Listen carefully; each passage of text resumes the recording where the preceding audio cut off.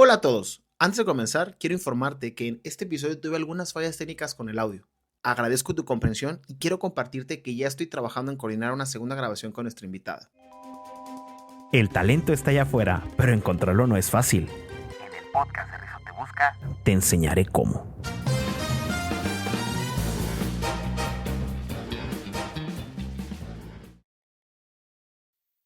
Hay situaciones en nuestras vidas que nos marcan y dejan huella en nuestras vidas, que nos hacen tomar decisiones a lo largo de la misma, solo por estas marcas que tenemos ya.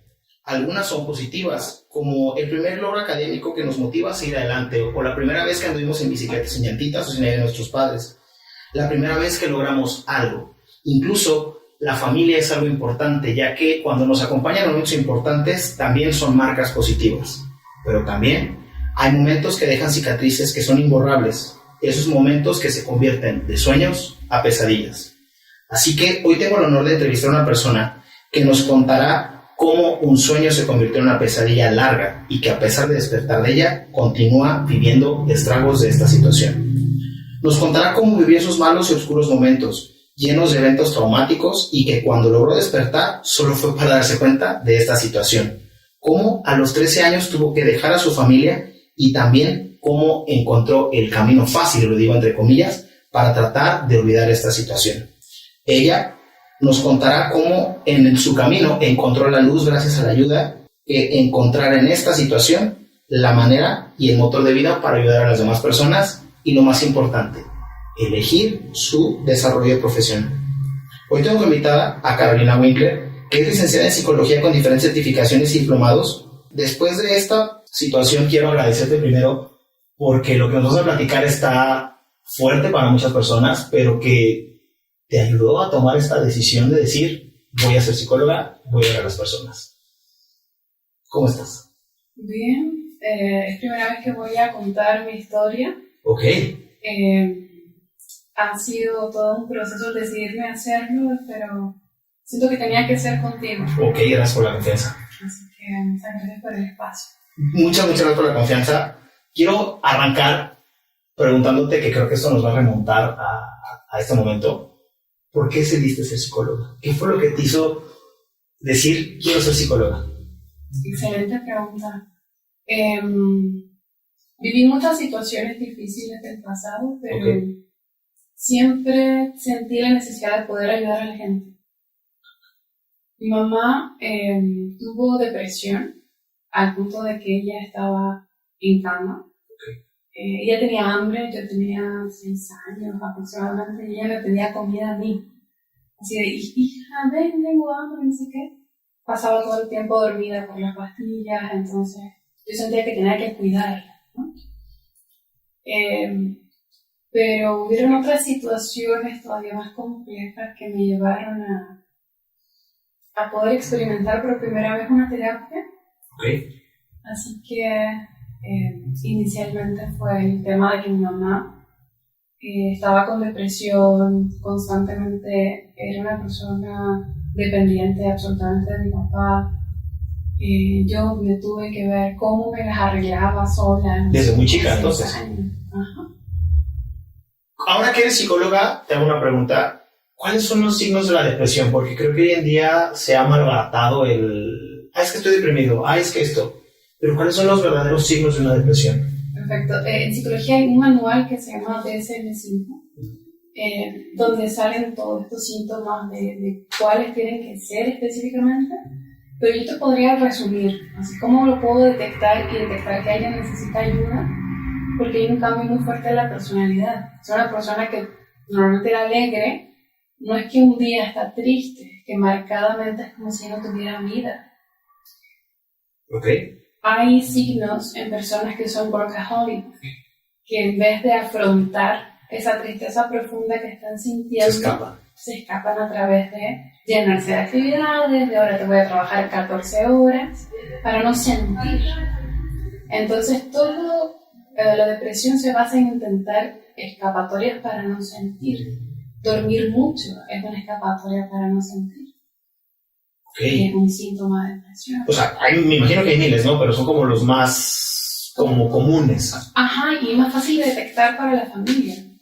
Entonces, si tú detectas que un familiar tuyo tiene un cambio de personalidad prolongado, que ya no siente alegría, ya no siente disfrute por cosas que hacía normalmente y que le encantaban, que cambia actividades, que duerme muchísimo o al contrario que tiene insomnio, es muy probable que tenga depresión. Y hay que acudir con un profesional.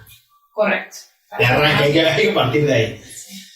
Cuando tienes esta corta edad, empiezas con estas situaciones, o sea, empiezas a vivir también el hacerte responsable de tu mamá, el darle alimento.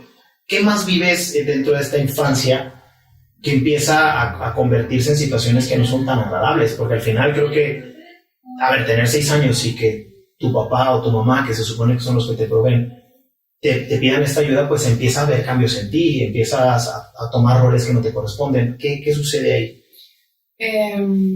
Yo me volví una persona súper codependiente. O sea, voy a explicar un poquito. Cuando tú eres dependiente, tú necesitas de los otros. Yo te demando a ti atención, tiempo, etc. Cuando eres codependiente, tú sientes la necesidad de tú ser quien provee esa atención y girar tu vida alrededor de un otro para cuidar. Esa es la codependencia. Y la dependencia, mira, la diferencia de los términos que aparte porque usualmente utilizamos mal. Ajá, entonces en todo este momento yo era una niña pequeña que tenía una mamá con depresión, que además sentía que tenía que cuidarla y que buscar cómo la alegraba. Mi papá trabajaba muchísimo y mi mamá era muy frágil. Okay. Yo tengo un hermano 6 años mayor que yo creo que es la persona más bonita del mundo. Es muy bueno como ser humano, pero obviamente creo que en esa época estaba en el colegio. Mientras teníamos horarios distintos, no calzábamos en horario. Okay.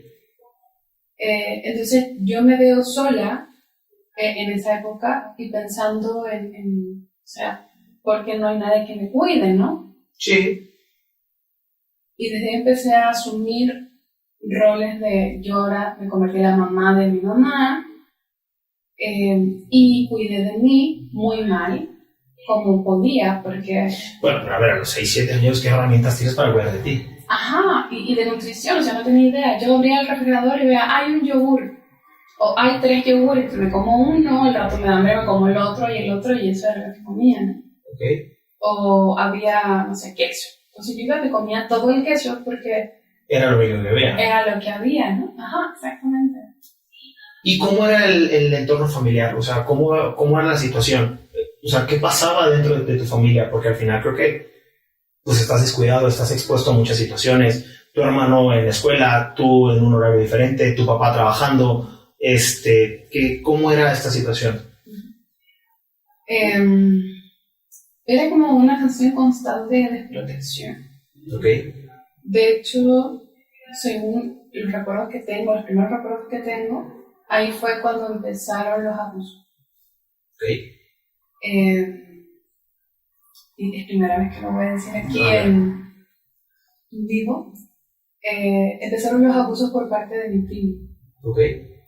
Entonces, tengo algunos recuerdos de abusos y de violaciones. Okay. Pero se sostuvieron hasta que yo tenía 12 años. O sea, yo recuerdo que la última vez que tuve una violación fue a los 12 años. ¿A los 12 años? A los 12 años. ¿Cómo ocultas eso tanto tiempo? Excelente pregunta. O sea, porque, a ver, ¿tanto tiempo? ¿Cómo lo ocultas? ¿A qué le dicen? O sea, mira, tenía un papá que él llegaba como súper estresado, enojado, molesto. Llegaba a su casa y se encontraba una esposa que estaba acostada o que estaba sentada viendo las teleseries, pero que estaba todo dado vuelta, que nosotros no habíamos comido. Y él respondía de una forma bastante autoritaria e incluso agresiva, le puedo decir. ¿A quién le dice? Se le decía a mi papá que se va a enojar y su enojo era muy fuerte. O le digo a mi mamá que no está emocionalmente disponible, o le voy a decir a otro niño. O sea, no había a quién decirle a esa edad. Ya cuando empecé a crecer un poquito, yo entendí que si yo lo contaba iba a hacer que mi abuela, mi tía, mi hermano, mi mamá sufrieran porque yo iba a contarlo, porque ellos amaban a mi primo. Imagínate la carga emocional que me puse y dije, pues voy a ver cómo lo evito lo máximo posible, las reuniones familiares, cuando él llega a casa. Aparte iba a tu casa muy seguido. No iba tan seguido a mi casa, pero a veces iba, pero lo que pasa es que no hubo un tiempo en que nos fuimos a vivir en la casa de mi abuela. Y ahí pusimos más frecuentemente. Okay. Incluso mi papá se va de la casa cuando yo tenía más o menos como 5 o 6 años también. Él se va. Él me sienta un día y me dice, yo siempre les voy a amar a ustedes, pero me voy a separar de tu mamá. Y él lleva sus cosas y se fue. Digo, como ahora adulto lo comprendes, ¿no? Dices, mi relación de pareja está muy mal, me voy. Pero sí, cuando eres niño, porque a ver, yo también lo viví, mis padres se divorciaron y tú no comprendes, dices, ¿pero qué pasó? O sea, si se supone que somos una familia, si somos una familia, ¿dónde estás? ¿Dónde quedo yo? Y empiezan estas cargas, sumado a lo que tú ya traías.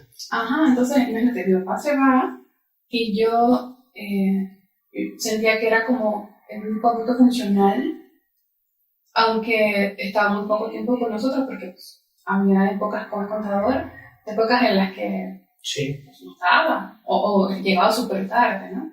Pero cuando llegaba, si no se molestaba por alguna situación, solía como jugar con nosotros, estar como disponible. Sí, no se molestaba. Si no llegaba enojado, o si no se enojaba con mi mamá por alguna situación. Entonces sí entiendo como adulta la dinámica que tenían, o sea, las razones que llevaban a que él se endureciera y todo. Pero como niña es muy difícil. Claro, porque al final creo que es sumamente complicado el llevarlo a ese plano y decir, todo lo que me está pasando, toda la carga que yo traigo, no quiero hacer enojar a mi papá el poco tiempo que lo tengo. Ajá. Y me resultaba al revés, porque mi mamá siempre quería jugar, entonces que se me quebraba un vaso, mi papá, ¿qué pasa que se quebraba? Eso era todo una complicación. Cualquier error que yo cometiera, que tú dices, tiene 5 años, tiene 4 años. Sí, es normal que se caiga algo, porque estás apenas desarrollando temas motrices, o sea. Pero eso era terrible, entonces crecí mucho con un sentido de terror a equivocarme. Okay. O sea, como que tenía miedo a que la gente se para. Y por eso nunca decías nada y empezaste a tomar esa postura de yo aguanto todo, no pasa absolutamente nada, yo siempre estoy. ¿Qué consejo le darías a alguien? Porque creo que se me hace súper importante. ¿Qué signos encuentras en una persona o a qué le debes de poner atención? Digo, si lo estás viviendo, a ver, levanta la voz. Creo que hoy en día hay muchísimas maneras de tenerlo, porque creo que hay muchas herramientas, por lo menos en México. Pero, o sea, como familiar, ¿qué haces? O sea, ¿qué es lo que tienes que hacer? A ver, primero, ¿cómo podemos detectar qué pasa algo, no? Hay un cambio muy fuerte en la personalidad. O sea, igual que cuando tienes depresión que hay un cambio en la personalidad, cuando estás viviendo un abuso hay un cambio muy fuerte. Entonces pasas de ser, en mi caso, una niña súper dulce, alegre, y que saludaba a toda la gente, y yo decía, entonces vamos a ser amigos. No lo conocía, pero... Sí, a ver, cosa de la infancia, ¿no? Ajá. A estar cada vez más callada, sentir miedo, te da miedo incluso quedarte con personas a solas o situaciones que antes no te daban miedo, ya que no quieres ir. Por ejemplo, yo me acuerdo que mi mamá decía, vamos a ir a la casa de tu tía, y me decía, no, pero no vayamos, que para qué, que no sé qué. Y era porque yo quería evitar el contacto. Pues recuerdo una vez en que me dicen que yo no quería ir, que no fuera, porque no sé qué, al final fuimos igual. Mi tía y mi mamá fueron a comprar de traducirlo al mexicano a un tianguis, a una feria de alimentos. y yo me tenía que quedar conmigo sola. Entonces yo sabía lo que iba a significar, y significó exactamente eso, o sea, pasó lo que yo no quería que pasara, hubo una violación que podía haberse evitado. Entonces, yo sé que se podría haber evitado si hablaba, pero no tenía la capacidad emocional para hacerlo. ¿Y a dónde te llevaron todas estas situaciones? Porque me hablaste ahorita de un periodo de tiempo largo. ¿Cómo lo dices? ¿Qué sucede cuando lo dices? O sea, porque al final pues, estamos hablando de un proceso que fue hace muchos años, que tuvo un cierre y que ahorita platicaremos más adelante de eso, pero ¿cómo lo externas o cómo se dieron cuenta? Fíjate, yo no sé cómo la gente no se daba cuenta que pasaba algo, o sea, cómo mi familia no notaba que yo rechazaba el no querer saludar a mi primo, por ejemplo. ¿Y te hacían el clásico salúdalo? Pues así como, normalmente sí, así, pero oye, pero ¿cómo la vas a saludar? Pues. Y él sabía lo que pasaba, o sea, no era como que, claro, que dijera así como, o que dijera, no, o sea, no me saludes, no. Fíjate que yo siempre he pensado que es muy importante que si un niño no quiere saludar a alguien, no los obligue. Excelente. O sea, yo siempre que llego a algún lugar y hay niños, y ahora, ¿cómo estás? Salúdalo. Si no me quieres saludar, no pasa nada. Es que cuando tú fuerzas a saludar a un niño, es como decirle, si tú no quieres hacer algo, lo tienes que hacer. Sí, tus límites no importan. Ajá, tus límites no importan. Y si te sientes incómodo con una persona, por algo es. Exacto. Digo, a ver, la educación de hola, sí. Sí, o sea, claro. buenos días, buenas tardes, Pero me sí. refiero como al beso, No, al abrazo. A mí no me gusta ese contacto, se me hace como, creo que, no. Hola. Y ya. O sea, sí fomenta la educación, pero... Ajá, pero el respeto y el límite, porque al final es la forma que ellos tienen de aprender hasta dónde puedo permitir. Yo creo que los niños todos perciben. Sí.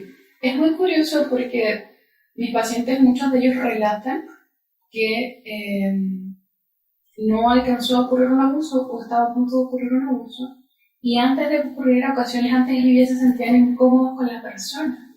No había pasado nada, pero era la forma en que los abrazaba o la forma en que los obligaba a saludarlos con un beso en la cara, el que les hacía sentir que algo estaba mal.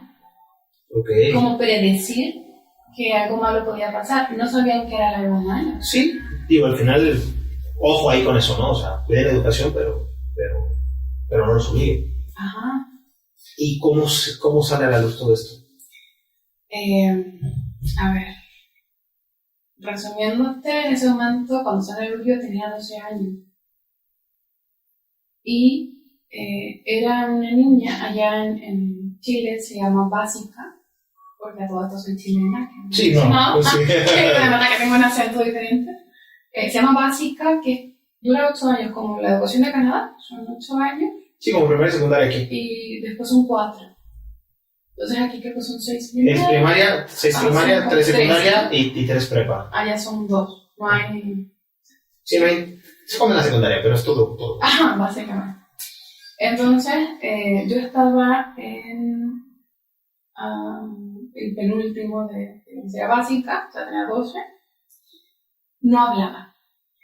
Pero no hablaba nada. Okay. Y no sé, aquí en México pasa la lista de asistencia y dicen Juanito, y Juanito se presente, Carlos, aquí. Presente, Claudia, presente, y decían Carolina. Yo ni siquiera era capaz de levantar la mano, ¿sabes? O sea, ni de levantar la mano, ni de hablar, ni quería hacer ningún ruido, ni con la silla para sentarme, en nada. Sí, porque era sinónimo de reprimenda, era sinónimo de algo va a pasar. Era sinónimo de algo va a pasar. Entonces, cuando me sentaba, o sea, era figúrate que yo quería hacer casi que un ratón, porque me hiciera ruido. Sí, invisible. Entonces me sentaba y cuidaba de no hacer ruido. Hacía un pequeño ruido en la silla y alguien se volteaba. Era así como, ¡uy, no! Yo me quería esconder, desaparecer literalmente, y tenía mucho miedo de que me mirara. O sea, ni siquiera ya era miedo de que se acercaran a hablarme, era miedo de que me miraran. No quería que me vieran. Entonces a los 12 no hablaba, me daba miedo a la gente, me daba miedo que me miraran, ya tenía anorexia. Ya tenía bulimia también. que son cosas distintas. ¿Diferencias rápidas? Diferencias rápidas. Anorexia, tú dejas de comer. O a periodos largos o comer así, la mínima calorías posible. Yo calculaba, me tomo una taza de té, que esta marca de té negro tiene 0.42 calorías, porque la miraba, tenía 200 calorías. Y me como la lechuga, que esto tiene unas 4 calorías, que eran como 2 hojas de lechuga que me iba a comer. Y eso es lo que me comían. Eso es la anorexia. Ajá, y habían 3-4 días seguidos que pasaba sin comer nada. Oye, pero ¿y la gastritis, la colitis? Bueno, a esa edad, ¿qué carajos te va a andar dando, no? Pero No, juventud. nunca tuve gastritis, me dio, eso sí, anemia. Pues claro, no comías. Entonces, eso es la anorexia. Ajá, y en los lapsos donde estaba obligada a comer porque iba a estar con gente, y era un cumpleaños. Entonces, en cumpleaños ni modo de decir, no voy a comer porque la gente está viendo que tienes que comer. ¿Y además disfrutabas la comida o era sufrir por comer? Me sentía culpable. Ok. O sea, me odiaba tanto, y me salté en una cosa importante, pero cuando tenía como 9, 8, ya mi mamá se iba con un novio. Entonces había 2 días que ella no llegaba, 3 días que no llegaba. Y yo comía lo que se me ocurría. O sea, me podía comer un pedazo de un pan salado, un chocolate, me comía un chocolate grande, o claras de huevo, las batía con azúcar, con una batidora así, y le ponía azúcar y eso era mi comida. Eso subía mucho de peso. Sí, claro. Mi abuela, ella a veces me compraba ropa, me decía, te compré esto, que era notablemente, o sea, de tallas mucho menores. Era una ridiculez siquiera pensar en que era para mí, ¿no? Pero pónetelo. Es que no creo que no me va a caber. Pónetelo. Es que no me va a caber. ¿Cómo no te va a caber? Pónetelo, pruébatelo. Yo veía, o sea, era una cosa ilógica, ¿sabes? Y a fuerza que me lo pusiera, me sentía súper humillada. Y al final, por tanta insistencia, como mi abuela, no modo de decirle que no. Bueno, se vale. Aunque ya le estaba diciendo que no, mi voz no estaba siendo escuchada otra vez. Me ponía eso que ni siquiera me entraba, o sea, nada. Era un trote que era como para niña de 6 y yo tenía 9 y obesa. Entonces, pues. Chica, de broma. Sí, cuando no es tu talla, no es tu talla. Punto. Exacto. Entonces era muy no tolerante. Pero mira que estás gordita, que no te cabe porque vas a dejar de comer y no sé qué, la. Empezaba a decir cosas en un momento que me sentía sumamente expuesta y humillada. Y empecé a odiar mi cuerpo. Sumado a todo, ¿no? Claro. Recuerdo también que cuando invitaba amigas, hablaban de mí cuando estaba en la mesa con ella, como si yo no estuviera. Ay, que está muy gordita, decían. Es que ya no sé qué hacer para que no coma. Es que me preocupa que... Sí, todo el tiempo era bombardearte a ti, a tu aspecto, a lo que eras, a cómo eras, o sea, estás mal. Exacto. Entonces, era una sensación constante de no sentirte suficiente como eres y llegar a odiarme, o sea, literal, yo no me podía ni mirar en el espejo. No podía. Entonces tenía una percepción de mí horrible. Y llegaba y me odiaba, o sea, era un rechazo que yo sentía por mí muy fuerte. Pero es que así como existe la parte bonita de yo confío en ti, tú puedes, tú esto, que se supone que es lo que debes de hacer, al contrario, era un refuerzo súper negativo de todo. Ajá. Porque todos los días era, ve tu aspecto, es que esto, y te marcaban cosas negativas que ya eran negativas en ti, iban haciéndolo más grande, más grande, más grande, más grande. Sí, correcto. Y entonces todo eso te lleva cuando estás en la secundaria a, no, pues claro, era obvio, no quiero que me veas, no me toques, no me observes, o sea, si pudiera ser invisible como la de Los Increíbles, estaría increíble porque pues nadie me va a ver y aquí yo sigo hundiéndome en donde me encuentro, porque... Exactamente. ¿Y qué pasó? Yo a los 12 ya estaba muy delgada, porque no comía, y la bulimia, que no explicamos, es cuando tú vomitas lo que comes. Entonces, en una reunión familiar, yo estaba obligada a comer y apenas terminaba de comer, yo me paraba al baño. Y bye. Ajá. Y vomitaba y ya después volvía. Y estuve batallando con la bulimia y la anorexia casi que 4 años. Más fácil. Porque era muy difícil. O sea, yo no quería comer. Yo veía ahí y no, para mí era como si estuviera viendo una silla, ¿sabes? No se me antojaba la comida. Y además elegía no hacerlo. O sea, no quería comer. Sí, porque contigo mismo eran las únicas decisiones que sí valían. Ajá, exactamente. Si yo digo que no, si yo me digo que no a mí es no, si yo me digo que sí a mí es sí. Y era la única voz, exactamente, que donde podía ser escuchada. Ajá, Conmigo. que podías. Entonces, ¿cómo lo descubren? O sea, tú me hablas ahorita de la escuela. ¿Qué pasó en ese entonces? Allá existe una profesora que es la profesora jefe, que es la que lleva como la mayor cantidad de materias en la escuela y así. Ella no nos veía mucho, pero había otra que nos veía solamente, creo que 2 días o 3 días. Sí, que le llaman el titular y el... Y ella era profesora de historia. Entonces, como la otra casi no iba y no nos veía, ella como que empezó a encerrar. Y era muy curioso porque todos los días me sacaba de sentido. Todos los días. O sea, desde marzo hasta octubre, que fue más o menos cuando ya pasó todo, ella me sacaba y me decía, Carolina, yo sé qué te pasa. Dime qué te pasa, yo te puedo ayudar.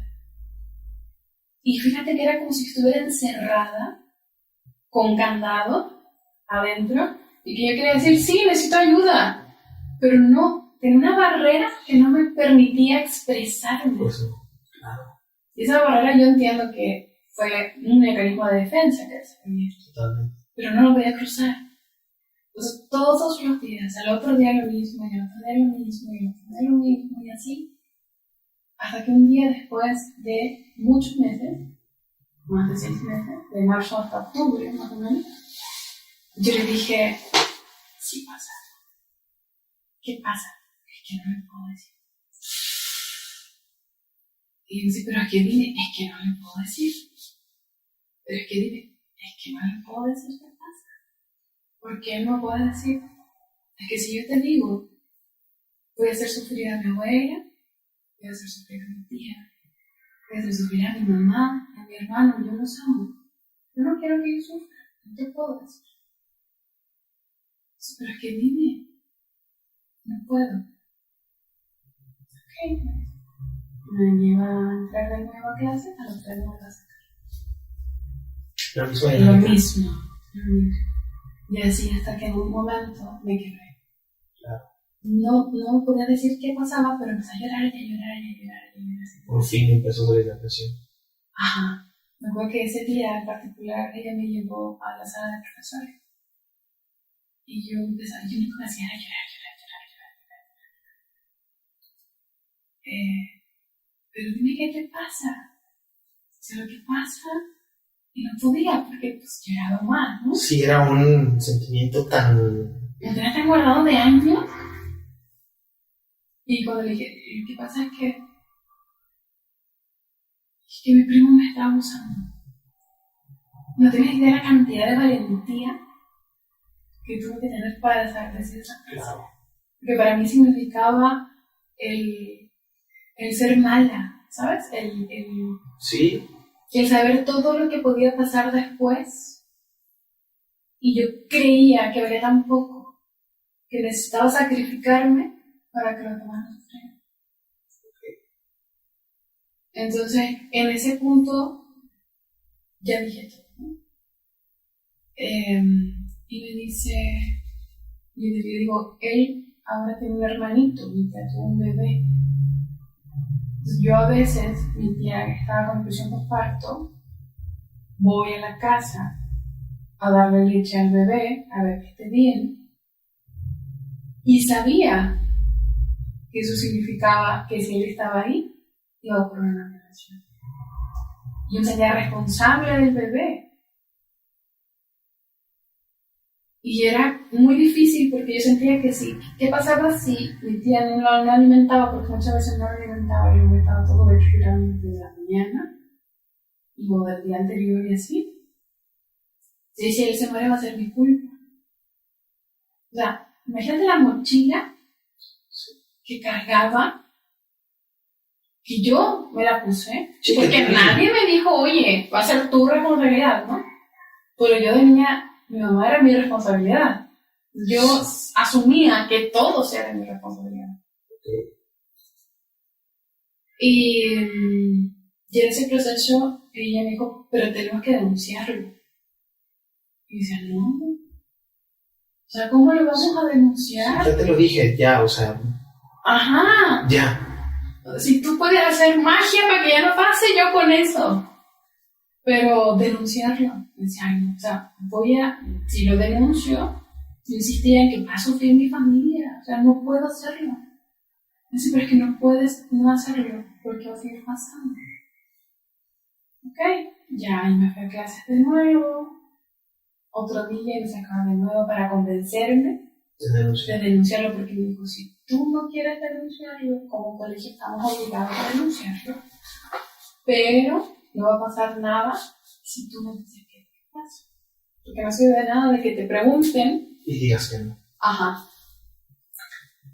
Y sí, pero es que no sabía el temor y el mar de situaciones que tú vivías. Sí, claro. Hasta que llega un momento que ella me dice, y esa pregunta yo siento que me cambió todo. Ella me preguntó, ¿y qué pasa si él me hace lo mismo a su hermanito? Y pum, se desbloqueó todo. Y dije, tengo que hacer algo. Porque la señora era tu responsabilidad. Ajá, según yo, pues nada, Sí, nadie sí, me lo pudo, ¿verdad? Pero sí. Dije, ¿qué pasa si por algo que yo no hago, ahora le puede pasar algo? Sí, lastiman a alguien más. Ajá. Que no. Y ese día, dije que no voy a parar el riesgo a nadie.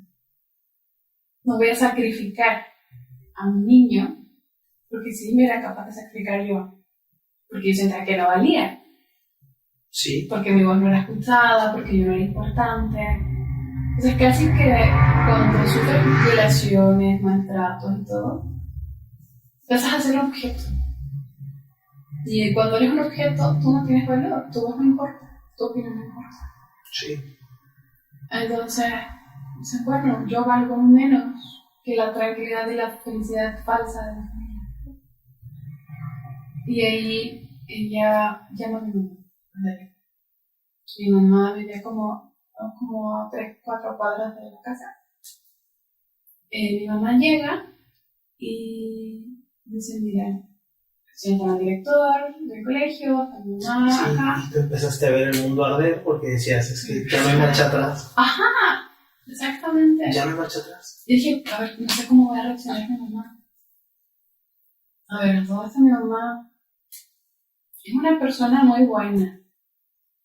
Solamente que hay cosas que no puede ver. O que no quiere ver. Quizá, o sea, siento que tiene algunas limitaciones respecto a poder tomar decisiones muchas veces. Entonces ella estaba callada, yo lo único que hacía era llorar. Y ella dice, bueno, entonces, ¿qué quieren que haga? O sea, no me abrazó, no me dijo todo va a estar bien, no me dijo que te voy a proteger, no dice una sorpresa, o sea, nada. Pero ¿cómo querías que hiciera eso si al final quien protegía a tu mamá eras tú? El rol era diferente. O sea, ella estaba viendo a la persona que la protegía por primera vez vulnerable. Puede ser. De hecho, mi mamá estuviera aquí. Entonces, ¿qué quieren que haga? Así como casi que para qué me molestan, ¿sabes? Y le dijeron, usted tiene que hacer la denuncia, porque si no la hace hoy, nosotros como colegio la denunciamos a usted por negligencia y por cómplice. Segundo acto, llamamos a los carabineros, que será la policía aquí, y en un retén, ¿se llama igual acá? No sé qué es un retén. Ah, ok. Es donde llevan como a los presos. Ah, sí. Aquí sí, los separos. Ah, entonces, una camionetilla muy chiquita. En una patrulla. Una patrulla. Sí. Sí, una patrulla. Era una patrulla. Nos llevan una patrulla con la sirenita y todo, porque me tenían que llevar a hacer la denuncia primero. Recuerdo que habían los policías que son carabineros en Chile. ¿Estás segura de lo que va a hacer? Yo estoy segura de lo que pasó. Pero así... De lo que voy a hacer no, pero sí te puedo platicar lo que pasó. Entonces a veces tiene que escribirlo. Redactando. ¿Desde cuándo se acuerda? Me acuerdo nomás de la primera vez fue como el 5. Que no fue específicamente violento, sino que era más autoritario. Figúrate en un papá súper autoritario. Entonces alguien va y te dice, te ordena, eso, así. Pero no. Y viene una figura... Sí, el mismo rol. Ajá. Toman el mismo rol. Exacto. Entonces tú ya estás totalmente sumiso, sometido de una forma muy mala porque te da miedo, ¿no? Sí, comportamiento adquirido. Ajá. Y ya yo, cuando estoy más grande, sí, y muchas veces yo me intentaba zafar físicamente y no podía. O quería huir y no podía. Y aprendí que no podía huir. Que se llama desesperanza. O sea, aprendí que es mejor me llevaba a mi mundo. Yo me empecé a imaginar que estaba en un bosque con un río. Con un arco iris. Sí, que en lo que eso termina siendo. Ajá, entonces como que intentaba salir todo lo posible de mi cuerpo, que eso se llama despersonalización, y después tuvo repercusiones en muchas cosas, porque si tenía que hablar frente a un público, siempre prefería no hacerlo o me despersonalizaba, o sea, era como si yo me diera a mí misma, porque estaba nerviosa y mi cuerpo activaba ese mecanismo que creó las violaciones. Entonces todo eso era muy difícil y estaba ahí relatando todo, llorando, escribiendo. Y tu mente no sonó, porque era lo que sabía hacer. Claro, mi mente intentaba contener, o sea, mi forma de contención era esa. Yo estaba ahí en un bosque con un río y siempre el río tenía un arco iris. Estaba ahí relatando todo, llorando. Mi vuelve fue una plana muy larga y al final tenía que poner mi firma. A los 12 años. Sí, un garabato. Claro, una que tenía la misma del carnet. Ella tenía un carnet como su niño, la misma. Entonces leí, ¿estás segura? Sí. Me llevaron ellos. Me pidieron el relato hablado también. Y me pedí el relato hablado mientras yo lloraba. Todos son terriblemente poco empáticos. Y ellos son los más suaves. Después me llevaron al servicio, a constatar lesiones a la voz, que es como si fuéramos a constatar lesiones, es un tipo de hospital. Constatar lesiones significa que me iban a revisar. Sí. Entonces, me hacen entrar a ginecología con un ginecólogo varón, como de 50 años. Jesús. En una como camilla así rara. Y mi mamá estaba afuera. Y le dice, señora, usted tiene que pasar. O sea, usted tiene que pasar, no puede quedarse afuera. Tiene que estar con la niña. No la puedo revisar si usted se queda afuera. Mi mamá, no, ¿para qué? Le decía. Tiene que pasar, o sea. El doctor le decía. El doctor le decía. Mi mamá pasa. Constatar lesiones a una niña de 12 años. Esa violación es horrible. Yo la única razón por la que le diría a alguien que no denuncie cuando es un niño pequeño sería porque constatar lesiones es brutal. O sea, te sientes estás totalmente expuesto, te revisan todo, por todas partes. O sea, literal, no sé si va a tener que censurar esto, pero con una herramienta te abren la vagina, te sacan, te raspan para ver. Con una cosa que se abre. Ajá, y te raspan con una cosita muy larga para ver a ver si hay residuos y si hay cosas. Y no solo te revisan las vaginas, o sea, también te revisan Sí, todo, todas las cavidades. todas las cavidades para ver. O sea, si yo ni siquiera podía ver que la gente me viera. Sí, a los 3 minutos ya estabas literal con las piernas abiertas, una persona y lámparas y expuesta y en una situación en la que Yo no me querían quería estar. morir Claro. ahí mismo, o sea, era horrible. Sí, claro, no, es hasta entendible. Y el doctor me revisó lo más rápido que pudo. Sí, de rápido, ta. Así. Y me dijo que yo tengo una hija de esta edad. Entonces me revisó, ni siquiera me revisó, tampoco te puedo decir que me había revisado bien, porque hizo todo lo más así, rápido. Sí, él se involucró en ese instante. Él lo intentó hacer todo lo más delicado posible. Es que pero iba a no. preguntar cómo Sí, intentó fue lo más así como casi de nuevo. dulce, ¿no? Como lo más amable posible. Lo más amable posible, pero, o sea, ¿cómo haces una contratación de lesiones para abuso sexual amable? O sea, hay una exposición. Es muy difícil. Hasta el día de hoy no puedo mirar. La verdad. No Ok. puedo ir.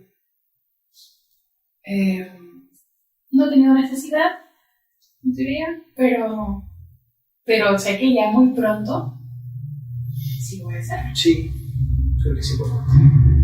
Y después de eso, el retén me lleva a la casa, la afuera de la casa, y mi mamá me dice, tenemos que decir. ¿Y por qué no lo haces tú? ¿Por qué me haces hacerlo conmigo? Entonces, llamo a mi abuela llega en auto a la casa por varios minutos, donde yo me vi todas las estaciones cortitas, así que ya me llegado por media hora, y si mi mamá que es urgente, y yo no llevaba cómo decir. O sea, ya en su casa, en su propia casa, ya no vivías con ella. No, ahí cuando hicimos la denuncia, yo estaba en la casa de mi mamá. Todos ellas son cerros. Está como si fuera el cerro del tesoro aquí. Ahí estábamos en el mismo cerro. Mi abuela vivía en el cerro arriba, yo tenía la oficina de Vicente. Y mi mamá vivía en el mismo cerro. Todo era como media hora de distancia, 20 minutos.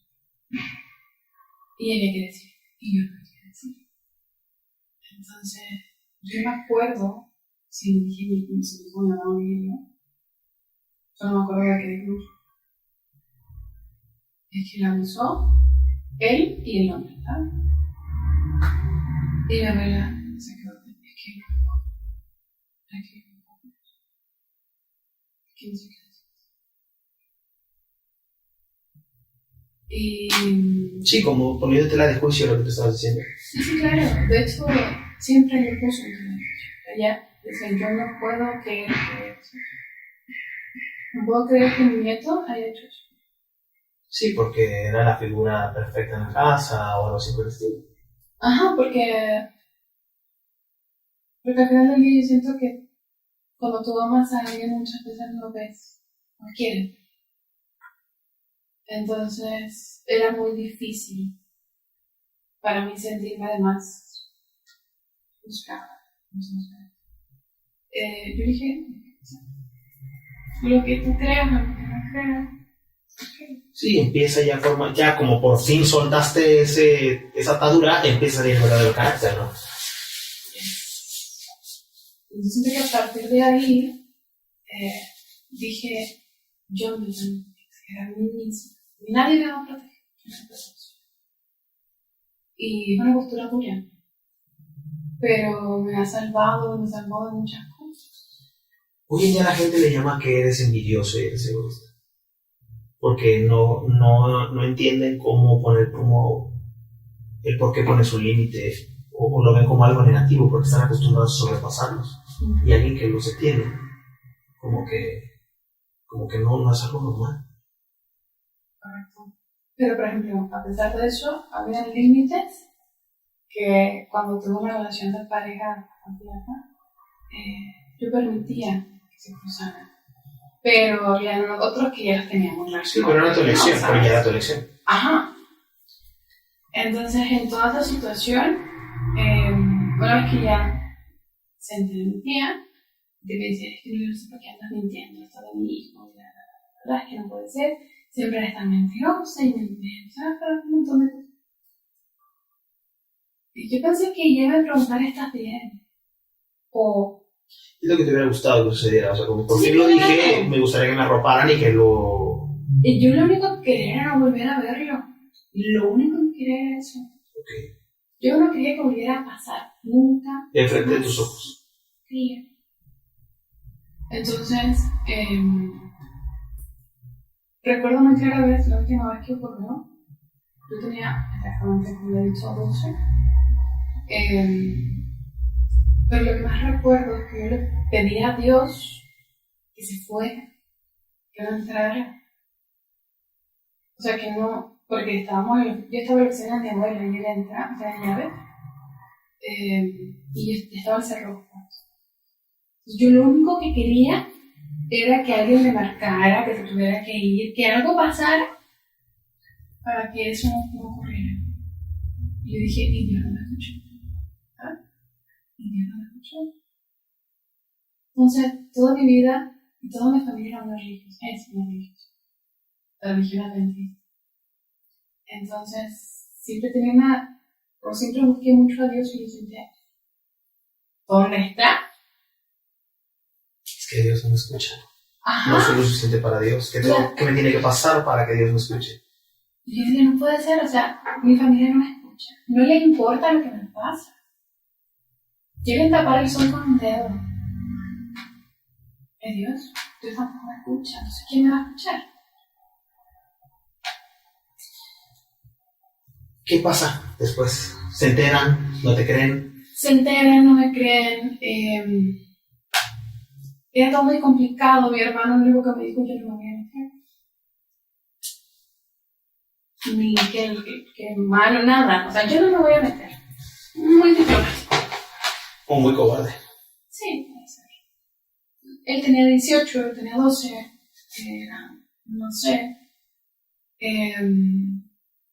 Yo lo que necesitaba en ese momento era una persona que me abrazara, ni siquiera me abrazara, que me dijera que... Todo va a estar bien. Sí, esa frase, todo va a estar bien. Todo va a estar bien, todo va a pasar, yo estoy aquí para ti, cualquiera de esas. Y mi papá estuvo en ese proceso de una forma intermitente. O sea, estaba, después ya no era accesible y así. Entonces cuando él estaba, medio me sentía más tranquila, pero ya después no estaban.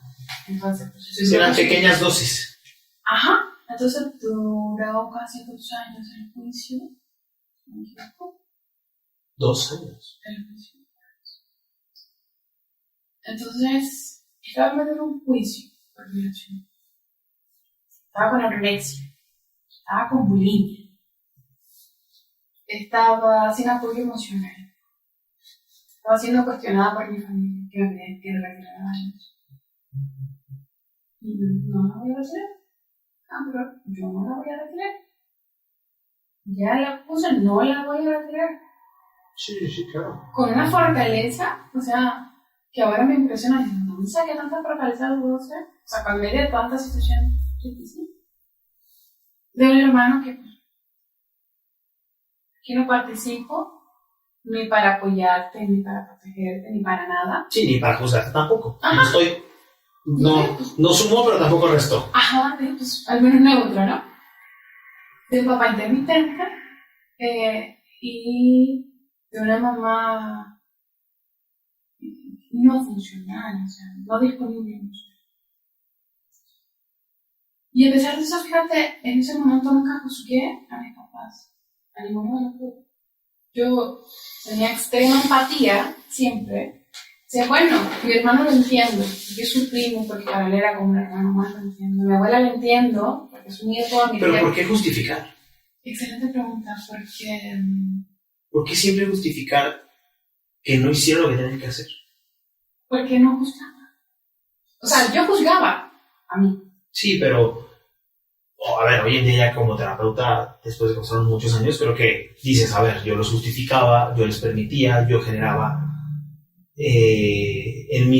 la misma como sinergia de la situación. Digo, no es que tú lo buscaras, porque creo que nadie busca esas cosas, Pero a ver, si tú pones un límite, pues creo que tu familia lo debe respetar. Y creo que la salud emocional de las familias es tan cuestionable y es tan difícil de repente salirte de un esquema, de un sistema o un ecosistema familiar a muy bajas situaciones o proporciones minúsculas.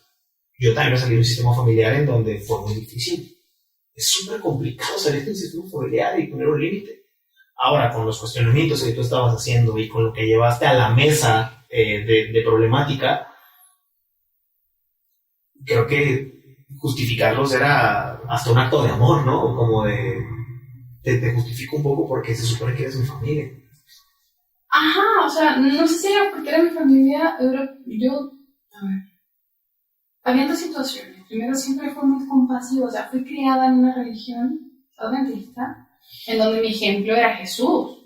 Entonces, Sí. si te pegan en la mejilla derecha, tú le O la pegas en otra. la izquierda, ¿no? Sí, la y otra siempre con la primicia de la compasión.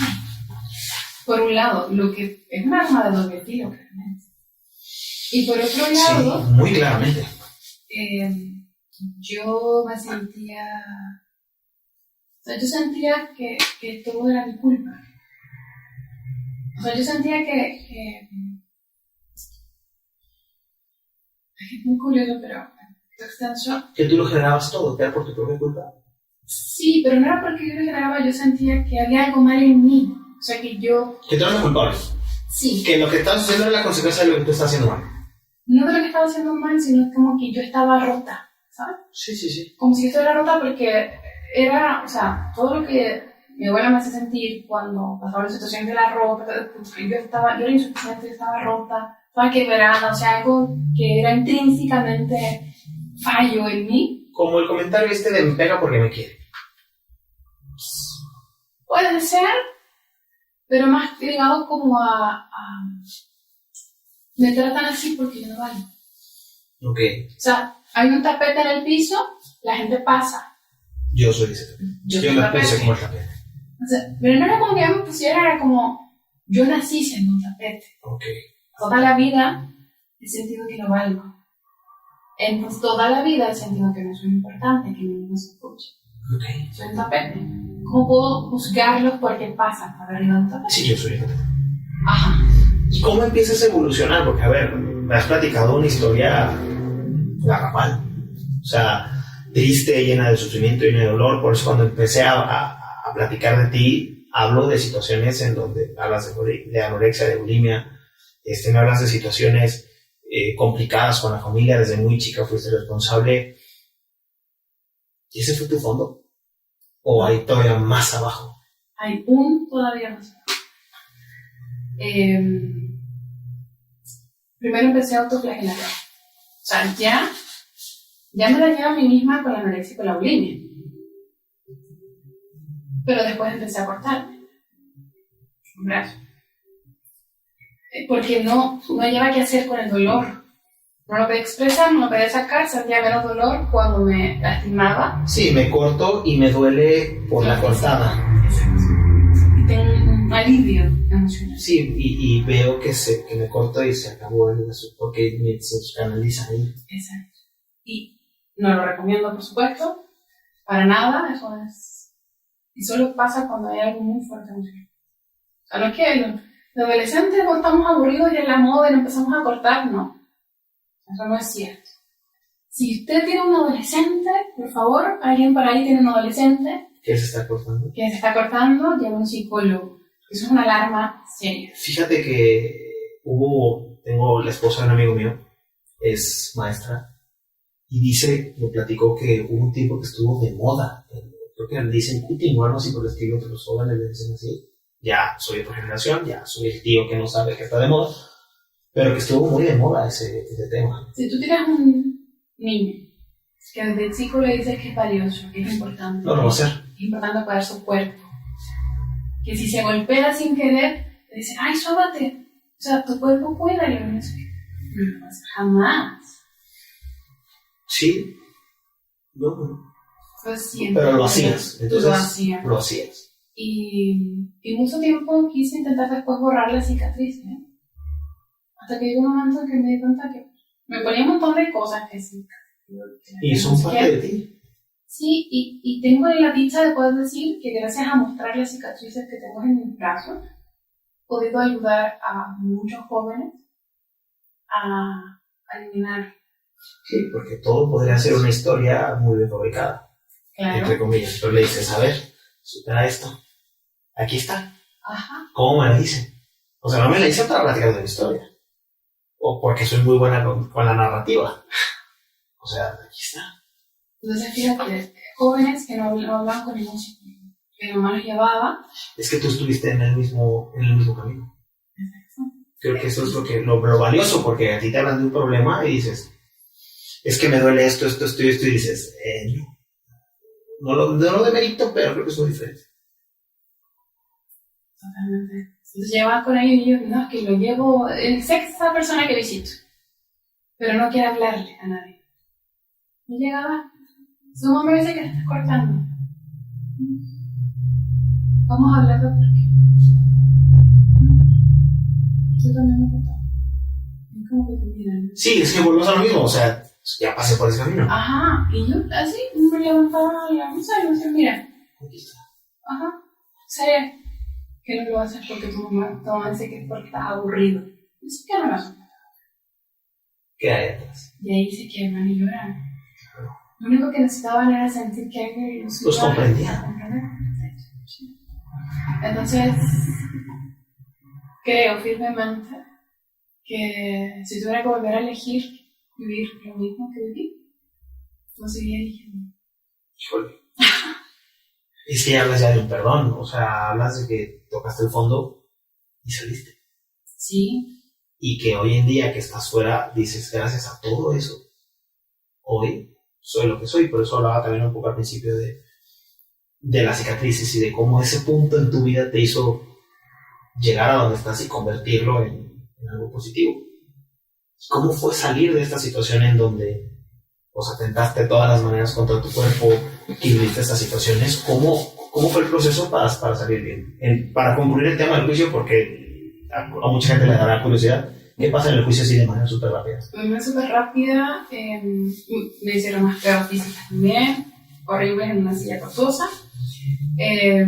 Muchas pruebas psicológicas, en las pruebas psicológicas arrojaba que mi versión era súper creíble. Y a mí el magistrado me pregunta, ¿tú qué quieres? ¿Quieres que lo metamos a la cárcel o quieres no verlo? Yo quiero no verlo. No me importa lo que haga, no me importa dónde esté. ¿No se pueden las dos? Yo lo único que quiero es no verlo. Me dijo, ok. Entonces, y me dijo, ¿pero estás segura que no quieres que vaya a la cárcel? Mira, si va a la cárcel, eso va a sufrir mi familia, innecesariamente. Yo lo único que quiero es no volver a verlo y no quiero que se acerque a mí. Es lo único que quiero. Yo con eso. Y fue así. Una restricción Y estuvo 3 años en terapia psicológica. Y trabajo comunitario. Entonces, esa fue la decisión. ¿A qué edad decidiste eso?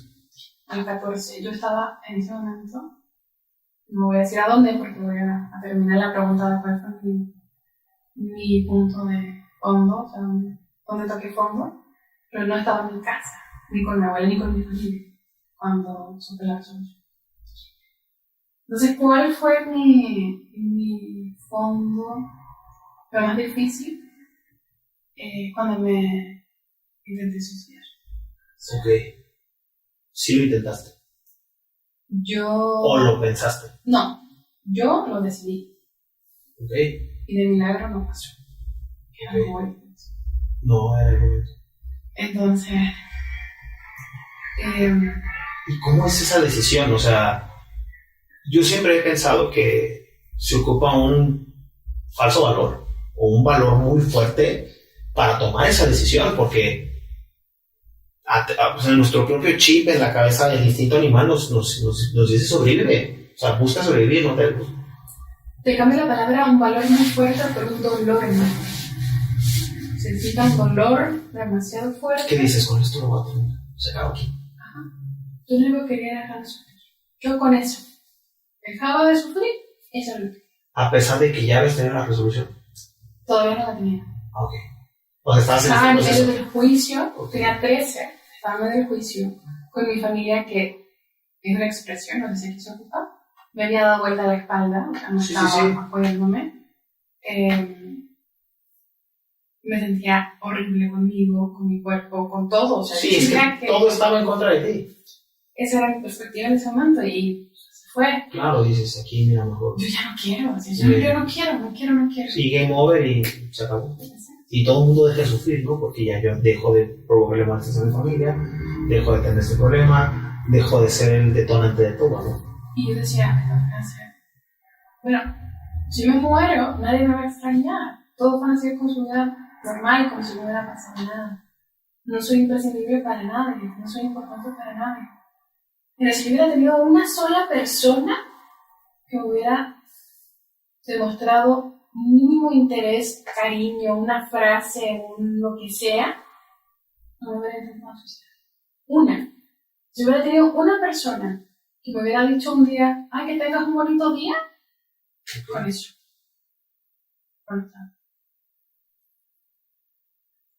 ¿Estabas en tu casa? Estaba en mi casa, en la casa de mi mamá. Me recuerdo que era lo de 6 de la mañana. Fui como a las 11 de la mañana a tomar cloro. ¿Qué iba a tomar? No había. Justo no había.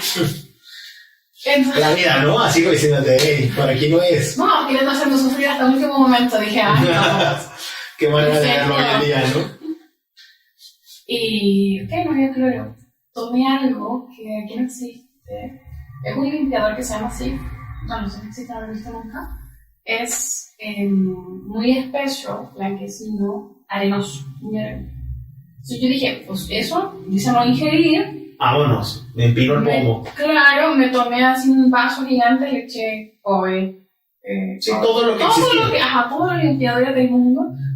En vez de cloro, pasármelo era como tomar tejuino, muy espeso. Okay. Para los que no saben, el tejuino es como una bebida aquí típica de Guadalajara. ¿Como el atole? El atole no existe en otros países. Okay.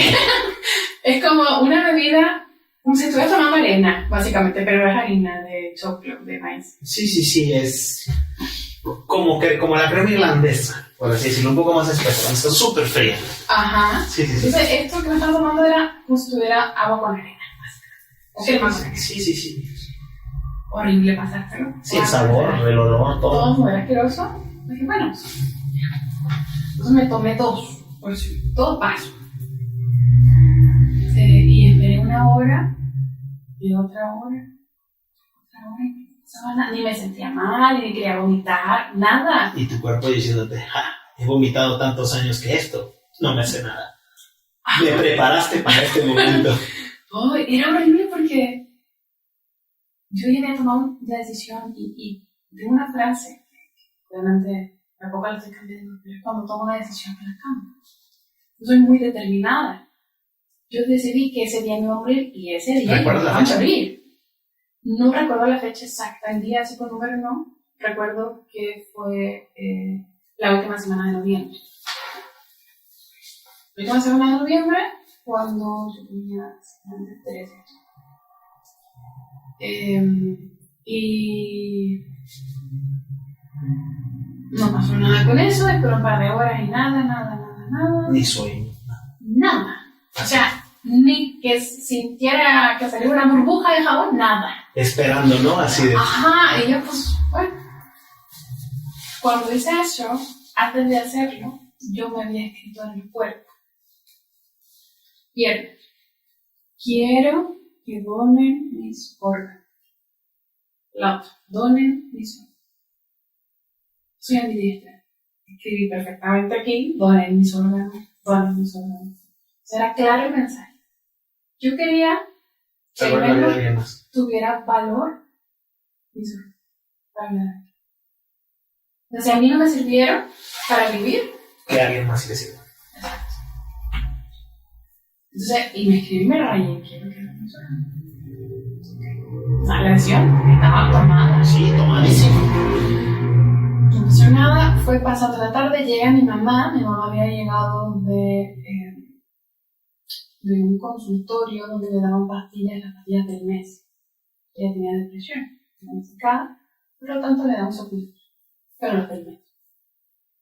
Y como no habían pasado los del mes anterior, le pasaron, no recuerdo si 2 meses o 3 meses. Entonces, tenía mucho, tenía la bolsa, cartera, como quieras decir, llena de pastillas. Sí. Pero yo no me había fijado, ella lo dejó ahí. No, estaba cerrada. Ella llega, ya se está haciendo tarde, no me pasaba nada, no me habla, no me saluda nada, ella llega a su cuarto. Ya era de noche, estaba oscuro, yo voy a la cocina, le dije, cuchillo, agarro las venas. Yo saqué el cuchillo más afilado que teníamos, que era para la carne, un cuchillo así, grande. Y empiezo. Y le hago obvios.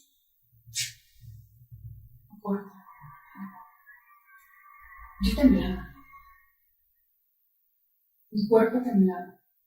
Yo ya quería que se acabara todo rápido. Sí, ya. Y luego estaba temblando y empezaba a hacerme así. Primero despacio, después más rápido, como si estuviera cortando un bistec. Se marcaba en la piel la línea de que estaba pasando fuerte el cuchillo, pero no se abría. No me quiere joder el cuchillo. Fui a la cocina, tranquilamente, callada, saqué otro cuchillo. Yo voy a traer un cuchillo diferente. Hay pescado, somos pequeños. Fui, me quise abrir, y más despacio, más rápido, más fuerte, y con la desesperación de que ya me quería morir, y el cuchillo no me abría la piel. Entonces, yo no entendía qué pasaba. Estaban desafiados. Pero es que cortaba carne hace 2 días, no había una explicación lógica, todavía no la encuentro. No era tu. Fui a la cocina y voy a hacer uno de sierra. Sí, el de pan. Ajá. Me abre porque me abre. Y yo estaba tan dura y dale. Tengo una dermografía, que es, si me paso rápido un lápiz, por ejemplo, en la piel, después del recto se me levanta. Ya rojo se me marca ahí. Sí, de mi piel no va a estar. Ya no, así se ve. Ajá, permiso, se me levanta. Sí, ya. Ahorita dale medio minuto y se va a poner ultra rojo. Entonces, yo me pasé y se me marcaba la piel con dermografía, pero no se abría. O sea, yo decía, no puede ser. Estoy pasando un cuchillo de sierra y te abre cosas más duras que mi piel. Y no abre. Era una desesperación. Y bien enojada. Y has de haber tenido acetazo. Todo, sí. Y estaba muy enojada. O sea, yo me quería morir. Y no se podía. Hasta eso no se podía. Era una ira brutal. Es que no lo puedo creer. Bueno, sí lo puedo creer, pues yo creo que cuando no te toca, no pasa. Y fui y busqué otro y puedo haber sacado un 6, 7 cuchillos. Todo lo que había. Intenté al final con el de la mantequilla. Dije, si los otros no quieren, a lo mejor sí. Obviamente no, tampoco funcionó. Claro. Ninguno me abrió la piel. Ni me la abrió. O sea, ni siquiera una gotita de sangre. No me abrieron la piel. No entiendo por qué. Y ese fue tu fondo. Mi fondo fue cuando vi el bolso de mi mamá y ahí iba al consultorio. A buscar pastillas. Es que ya lo habías decidido. Yo lo había tomado. Cuando tomaba una decisión, me la cambiaba. Sí. Abrí el bolso, un cóctel de pastillas. Saqué, lo leyendo y saqué. Y cerré la bolsa, ya de noche. Me llevé un botella de agua. Iba tomando pastillas. Yo no sé por qué. Yo me tomaba una cartera de pastillas, porque eran de toda esta cartera. Me la tomaba con el agua, le agarraba la cartera y la guardaba en mi primer cajón de la cama, que la tenía al lado de mi cama. Agarraba la segunda, me la tomaba y la guardaba, así. La tercera, así. Hasta que ya no me quedaba agua. Y estaba tan desesperada por morir que ni siquiera quise ir a buscarla. Yo fui tomando las pastillas número 50, 60, 70, 80, 90, 100, 108. ¿Y? Me desmayé a las 108. Eso no fue a los 108. Supe exactamente lo que yo les iba contando. ¿Por qué encontraron las carteras? Cuando ya me despertaron, yo ya desperté, me preguntan, necesitamos saber cuántas pastillas y de qué tomaste. Pero estás en tu casa en el hospital. ¿No? Entonces, fíjate, otra cosa muy rara. Yo me desmayé, me tomé 108 horas. Mi mamá dice que yo fui al cuarto de ella y le dije, mamá, llévame al hospital, me intenté suicidar, me tomé 108 horas. Mi mamá se levanta a acompañarme al cuarto, pero cuando ella se queda en la puerta, o sea, yo estaba ahí, o sea, yo nunca fui. Ella va conmigo hacia el cuarto y me ve que estoy ahí. Y él conmigo no está, o sea, todo es muy raro. Si alguna vez yo me pregunté si Dios me escuchaba, Ahí está la respuesta.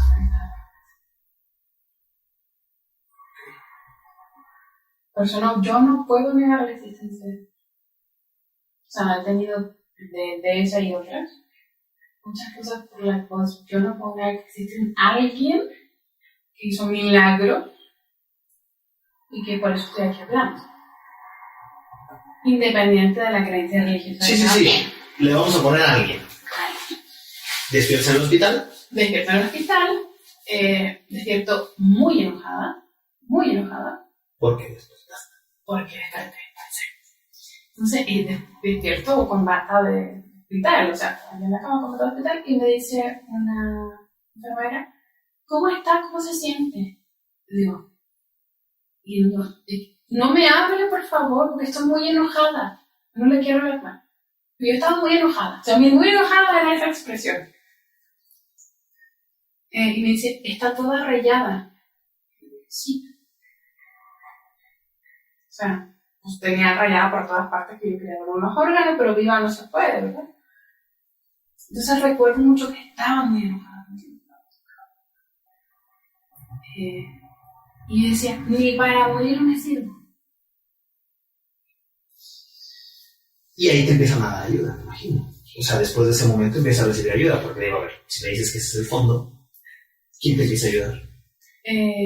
Yo me habían designado para este tema del abuso y la denuncia. Fue una psicóloga que se llama igual que yo, también. Pero pues, yo casi no hablaba la y ella fue también a verme. Me llevaba libros, novelas. Y así me llevan con un psiquiatra, estuve 2 semanas hospitalizada, y con una persona de asistencia social. Y ahí se dan cuenta que tengo anorexia. Que no comía. Estaba pasando un poco. Entonces el plato, no quería comer. Hasta que me amenazan y dicen que te vamos a poner una sonda porque si tú no comes. Y pues, comía, pero vomitaba.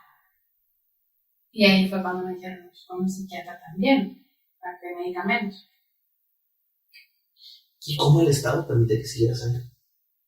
¿O cómo era que seguías en casa y no te habían... Digo, aquí el DIF, México hubiera hecho... lo retiramos. La asistente legal, ella... Carmen Gloria se llamaba. Carmen Gloria avisa y denuncia todo. Ya habla conmigo. Y me dice, ¿hay alguien con quien te puedas ir a vivir? No. ¿Y te sientas segura?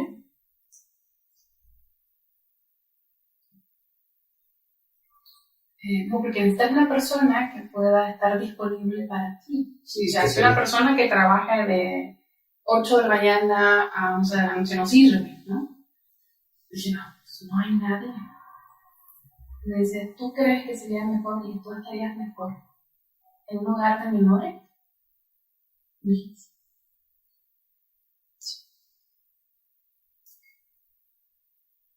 Acto seguido, pasaron las 2 semanas. Le avisan a mis papás, mi papá me iba a ver también. Mi mamá me iba a visitar, intentaban ellos no cruzarse, están separados. No se llevaban bien, no se llevan bien. Y les dicen que hay un juicio en el que se va a decidir quién se va a quedar con ellos. Entonces ahí va mi abuela a pelear mi tutela porque mi abuela que no quería que me fuera a un lugar, obviamente. Mi papá también. Mi mamá también va a juicio, aunque ella se la va a quitar. Y eran ellos 3 básicamente exponiendo cada quien los cambios que podían hacer. A pesar de la situación que he pasado con mi primo, cuando había reuniones familiares, yo tenía que ir y cuando mi abuela va a estar, mi primo no, me decía no. Entonces yo dije, yo no voy a quedar con mi abuela. Claro que no. No me puede proteger, yo necesito que me proteja. Ya entendí que no me iba a morir. Entonces dije, pues, o sea, Sí, quedara muy claro. Ajá, no había elección ya de eso, no se podía. Algo así de como una maldición de inmortal, una cosa así. No voy a proteger. Mi papá era muy complicado, la verdad. Además que no tenía un espacio adecuado para poder. Ya veo que los tiempos del trabajo y todo. Y en ese momento y en esa época de su vida tenía muchas cosas que no había sanado. ¿Aún vive tu papá? Sí. De hecho, él es el único que ha venido a verme. Okay. Y ahora tenemos una relación muy bonita. Pero en ese momento él todavía tenía muchas cosas que no había sanado, entonces no era tampoco lo adecuado.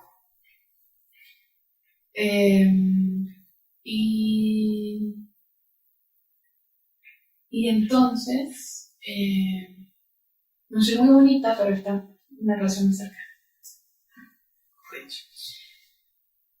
Entonces me preguntan a mí, ¿usted qué quiere? ¿Se quiere con su abuela? No. Porque mi abuela va a ayudar a mi primo. Yo no quiero, pero no quiero. Con su mamá dije, no, lo mismo, no puedo. Y con su papá tampoco. ¿Ok? Entonces va a decidir que va a ir a un hogar de menores. Un hogar de menores protegidos donde solo van víctimas de abuso sexual, de trata o de violación. Sí, abuso sexual, de trata o de maltrato físico. ¿Y cuánto tiempo estuviste? Es un año. Y ahí es donde te enteras de que... La restricción. Y ahí te empiezan a dar ayuda. Ahí no, era como, a ver, éramos 20 niños. ¿Cuántas niñas? Sí. Era la más chiquita, una de 4. Y otras más grandes, una tenía como 16, 17. Pero en general todas tenían como entre 9 y 13. Entre niños y adolescentes. Sí.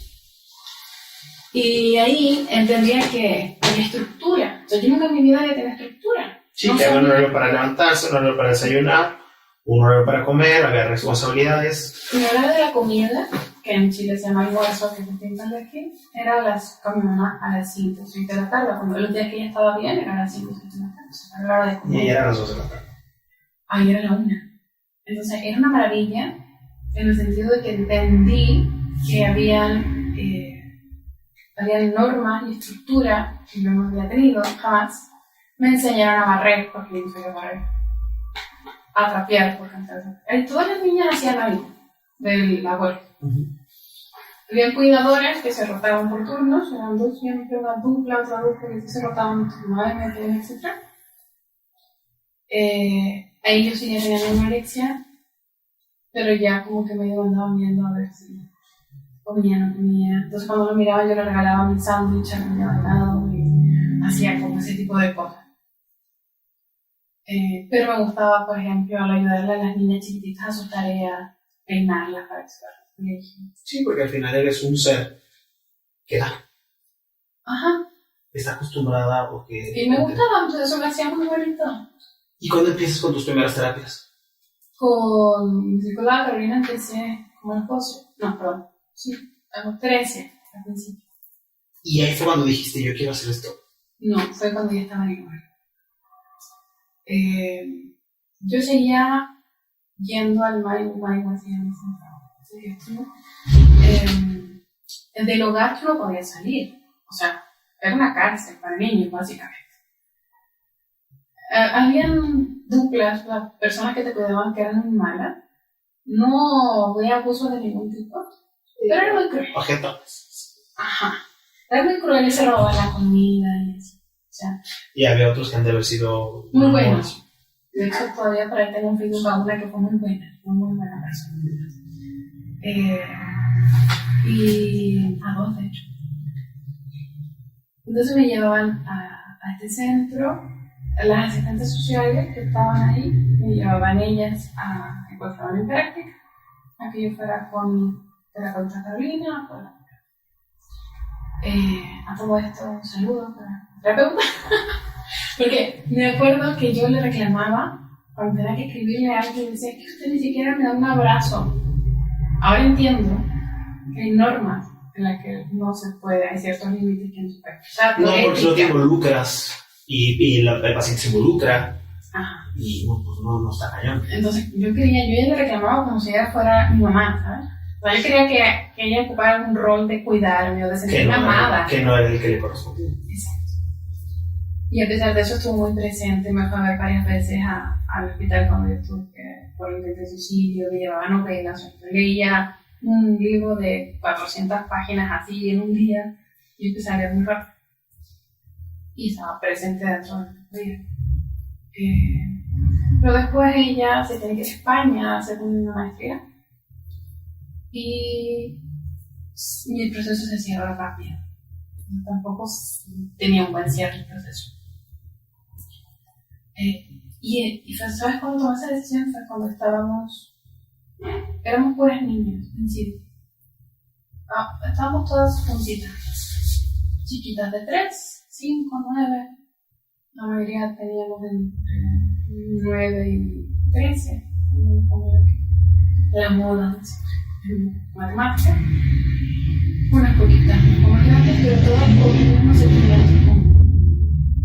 Todas con el mismo dolor de no ser protegidas, de no ser amadas y de haber sido vulneradas. Sí, el abandono. El abandono, las violaciones, la mayoría. Las más cercanas a mí habían sufrido trauma, o sea, los papás. Algunos contrataban como camiones, como trailers. Entonces contrataban un trailer y llevaban a sus hijas y llevaban a sus señores. Y incluso hubieron otras que fueron abusadas en una plaza en un parque. Y yo recibí a entender. La chinita y tenía 25 años. Imagínate eso. Los papás. Que después los papás iban a verlas. Algo. Todas personas. Y le querían irse con ellos a su casa. Porque no entienden que son malos. Híjole. Entonces, estando en medio de eso, cantábamos unas canciones en concreto y había como una especie de querer sanarnos o apoyarnos entre todas, en las que yo escuchaba relatos y contenía a la niña. Y como que se abrió algo en mí. Y yo dije, yo quiero Esto. yo quiero poder ayudar. Y luego una tía, le dicen en Chile, que es como una persona que te cuida, una persona que cuidadora de hogar, que ella iba y venía, o sea, ella no era fija. Era muy joven, tenía como 26 años, y 24, Camila, entonces la tía Camila. Y ella me llevaba una revista y era muy buena persona conmigo. Y me hizo sentir escuchada, que yo quiero escuchar a la gente así. Quiero hacer sentir a la gente como me sentí a Camila, como en ocasiones me sentía con mi psicóloga. Sí, cuando empecé a sentir lo bonito. Sí, yo quiero ayudar. O sea, no sé por qué. Yo siempre quise contribuir. Sin límites, en un momento, exageradamente, en otro, no entendía la dinámica, pero sentía en mí la necesidad de dar, de servir. Entonces empecé a ayudar a las niñas como yo podía. De 14 años. Ajá, eso de cumpleaños. Yo estaba enojada con mi abuela porque ella no cumplía lo que prometía. Ajá. Entonces yo me acuerdo que me llevó una torta, un pastel de cumpleaños al hogar y no quisiera verla. Bueno, pero a ver, es que está justificado, ¿sabes? O sea, creo que es obvio, ¿no? Entonces, ahí tomas la decisión, continúas. ¿Cómo sales de ahí? ¿Por qué sales? Pregunta, es una muy buena pregunta. Pasó lo del juicio, se muere el papá de mi abuela a finales de 2014. Por lo tanto, me permiten una visita esporádica. Mi mamá me va a buscar, me lleva al funeral, me vuelve. Y ya empezaron a dejar salir con mi mamá los fines de semana. Y ella, paralelamente, en el centro, en el consultorio donde yo lo atendía, ella estaba llevando su proceso con un asistente. Entonces, mi mamá era de: yo no sé qué hago mal, no tengo herramientas psicológicas. Sí, empezó a trabajar en ella. Entonces, hasta que ya era suficientemente capaz para poder que le dieran el acta en custodia legal. Entonces ahí se hizo otro juicio y ya determinaron que se puede llevar a su hija, señora, de la casa. Entonces ya, yo hice mis cositas, me despedí de todas, una por una. ¿Y estudié psicología? Yo cuando estaba en Guillermo dije: voy a hacer psicología. Voy a ayudar a la gente a cambiar vidas con psicología. Y cuando tomamos una decisión, la cambiaba. Ok, como que la frase, ¿no? Como que yo esa frase acompañándote durante mucho tiempo. Correcto. Entras a estudiar psicología, trabajas todo, porque cuando estudias psicología, digo, las pocas materias que yo llevé con psicólogos cuando estaba en la universidad, pues de repente veía que hacen dinámicas entre ellos como para hacer ejercicios y como, a ver, es una terapia todo el tiempo porque es como estás aprendiendo, hay que practicar, ¿no? Sí. ¿Cuándo das por superada esta situación? ¿Cuál? Todas. Todo lo que viviste, ¿no? Digo, a ver, creo que la bulimia, la anorexia, pues vas superándolo conforme te van dando un poco de cariño, empiezas a aceptarte un poco y empieza como que esta parte lo vas como girando, digo, no estoy en la situación. Pero creo que es como se va dando el cambio, ¿no? Sí, fue un proceso, la anorexia era bastante complejo. A medida que tenía como más atención, llega cambiando. A los 16 yo empecé una relación de pareja. Teníamos 5 años de diferencia. Entonces, cuando yo no tenía su atención o estaba presente, como que fue bajando mucho. Sí, o sea, digo, ya empezaste a sentir cariño, empezaste a sentir amor y empiezas como que a disminuir. Haces la licenciatura, bueno, te conviertes en psicóloga en Chile. ¿Estudias algo más en Chile? Sí, mira, tomé muchas certificaciones. Hay un grado que no recuerdo cómo se traduce para acá, pero yo creo que casi que no tenemos como de grado incluso. Neuromarketing. Tomé muchas, o sea, todo lo que podía tomar, sí, claro. Aunque me costara mucho y fuera muy difícil y era trabajar y estudiar siempre, lo tomé. ¿Cómo manejas esta parte del estudio? Porque ahorita acabas de decir algo muy importante. ¿Cómo solventas tus estudios? Tenía beca, crédito y pagaba. O sea, los estudios en Chile son muy caros. Muy caros. Aquí casi que podría decir que hay universidades que casi que se los regalan. No, pues es que la UDG te cobra 600 pesos un semestre. Hay gente que se queja y dices, ¿cómo se te ocurre? O sea, yo me acuerdo que un año que pagaba como 8.000 mensual, 12.000 mensual. Era mucho. Sí, para alguien solo. Ajá. Bueno, no demerito la cantidad, pero para alguien solo, o sea, en esa edad.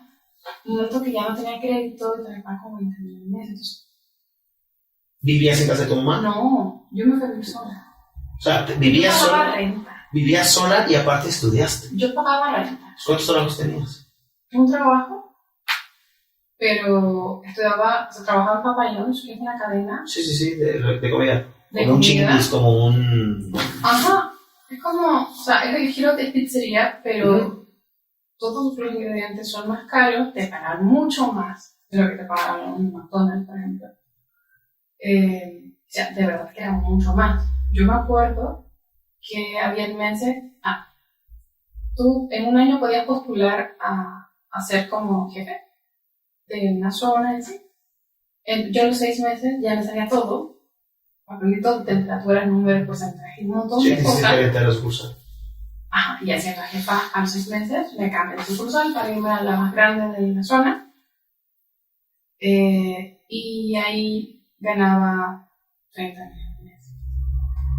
Entonces. Estaba para la escuela y para vivir. Y para vivir, que casi no vivía porque mi clase empezaba a las 8 de la mañana. Sí, llegaba, pero tenías un lugar para dormir seguro. Ajá. En pocas palabras. Sí, de 8 a 5. Y mi turno y los turnos de tarde empiezan a las 5. Yo empecé de clase a las 5. Yo llegaba a 5:30. Sí, hasta la 1 de la mañana, 2 de la mañana cierro el restaurante. Ajá, 1 o 2 de la mañana. Si es que. Y muchas veces tuve que quedarme hasta las 4 porque algo no cuadraba en el sistema y el sistema cerraba a las 4 de la mañana. Y además, mi universidad era muy exigente. Era caro porque era de muy buen nivel, pero me hacían entregar trabajos con un día de anticipación, 2 días. Si un día te tocaba la materia que te va a tocar mañana también, para mañana un ensayo que tienes que hacerlo con 5 compañeros, de leer 2 libros, y según los 2 libros leer el ensayo de no sé qué con la tesis. Sí. Y como nadie se iba a poner a hacer un ensayo a las 4 de la mañana, lo hacía sola, y trabajo que era de 5 personas. Pero ve dónde te llevó. Ajá. Digo, fue muy sacrificado, muy sacrificado.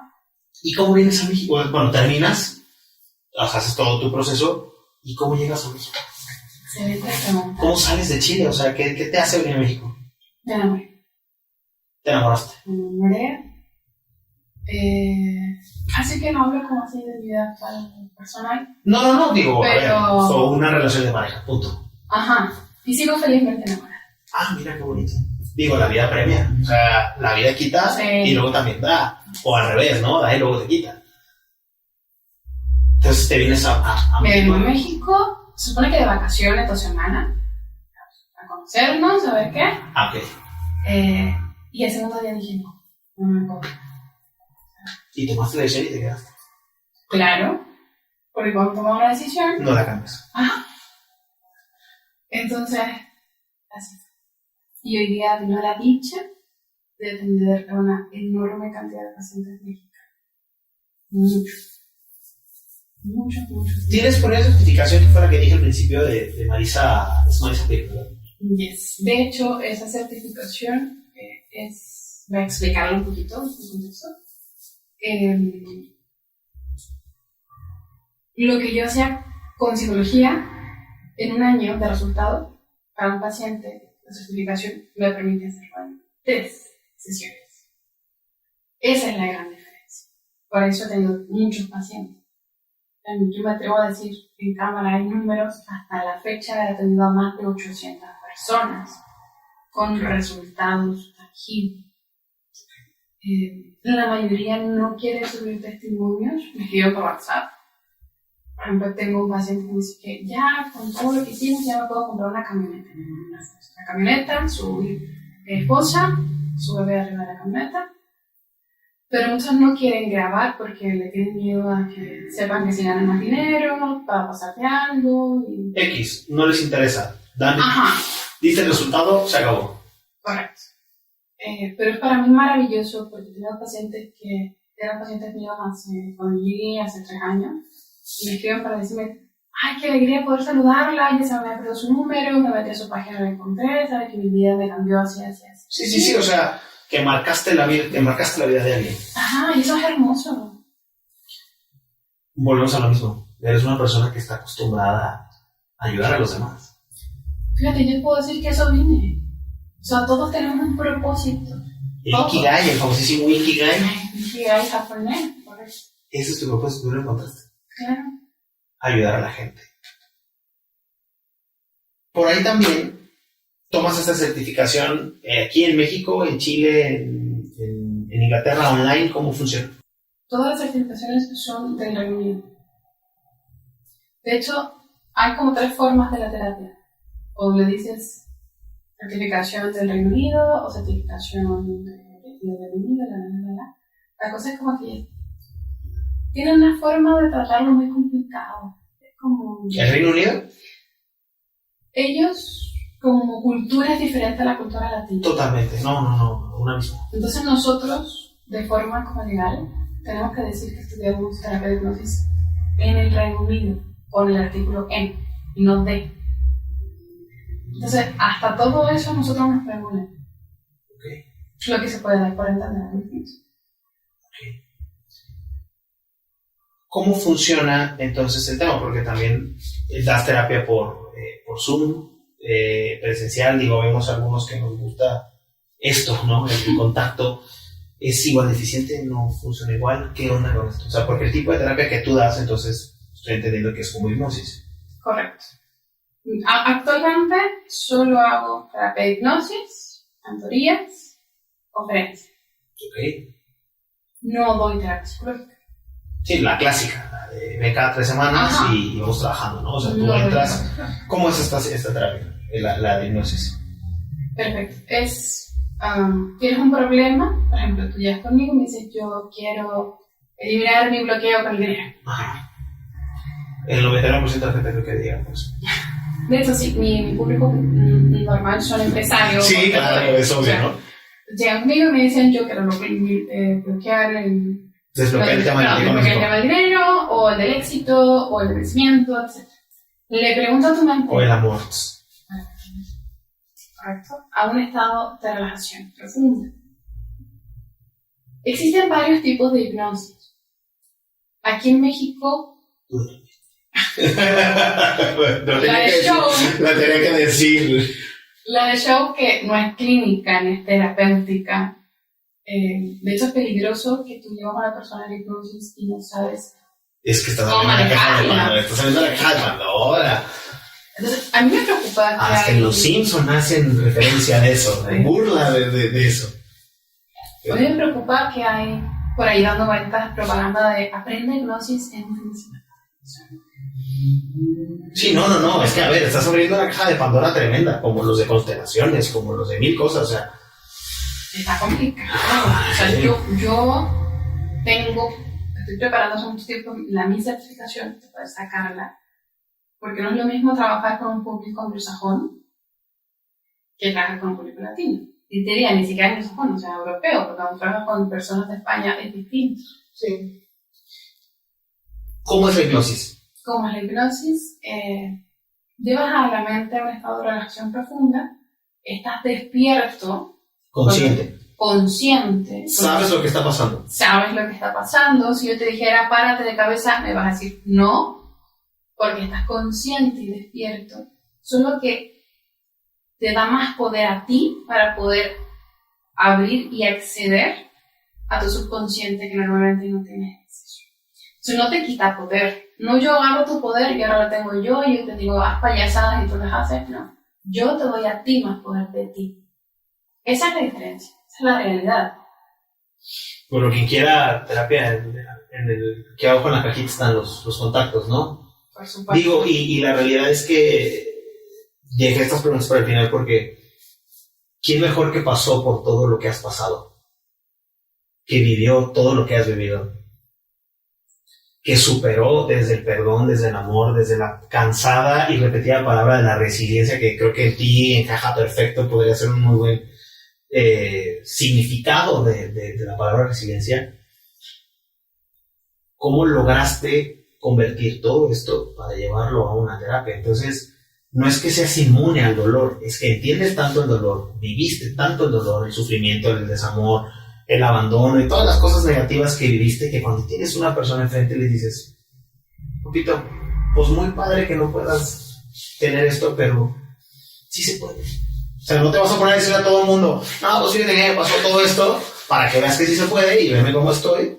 Pero digo, al final todos tenemos nuestras propias batallas. Pero si lograste avanzar tanto y llegaste a un éxito profesional, lo has logrado tanto, después de haber superado todo esto, creo que cualquier paciente que sienta frente a ti, vuelvo a repetir, no demerito las vivencias o los dolores, porque cada cabeza y cada persona es un mundo, pero pues es más fácil para ti entender qué es lo que tiene que hacer para salir adelante. Ajá, que tan solo el hecho de poder saber lo que sienten, por haberlo sentido. Sí. Entonces es como si tuviera un poder mayor para ayudarles más rápido. Pues sí. Entonces es muy interesante y sé que al final del día, por lo que me atreví hoy contigo a contar mi historia, Gracias, nuevamente. es el poder inspirar.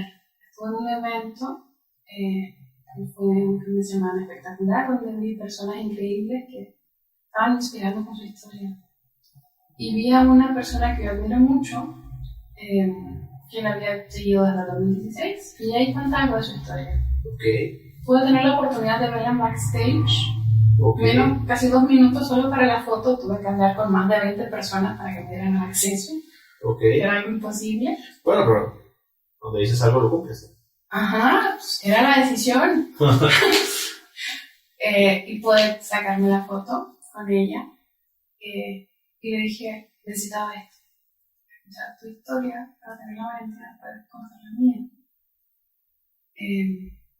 Y salimos de este evento, yo estaba hablando con mi pareja, me dice, yo le dije, es que no sé cuál es el núcleo de lo que estoy haciendo. O sea, si tengo que verlo por mi historia de vida, no sé cuál es el núcleo de todo. O sea, sé cómo poder trabajar muchas cosas, ayudar a mucha gente, pero necesito una palabra clave para poder seguir trabajando en mi libro y todo. Y me dice, pero es que es muy fácil.